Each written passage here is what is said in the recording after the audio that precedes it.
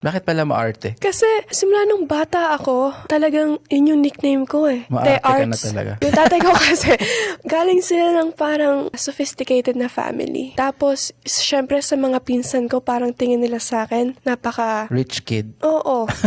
Pero hindi kami ganun. Syempre, yung mga suot ko, laging mga kapatid ko, lagi kami naka-matching dress ba? Lagi akong may lipstick. Lagi akong nakaayos yung buhok ko. Syempre, yung para bang lagi kaming presentable, pero sa tingin ng iba, Maarte ka. ang arte mo. Sobrang arte mo talaga. Nalaman nung boyfriend ko na yun yung nickname ko. Tawag sa'yo, Tawag sa akin. May double meaning kasi yung maarte eh. In English, my art.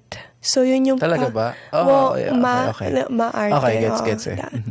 Ang galing din, no? Yung tinatawag nila sa'yo from bata na parang hindi naman compliment.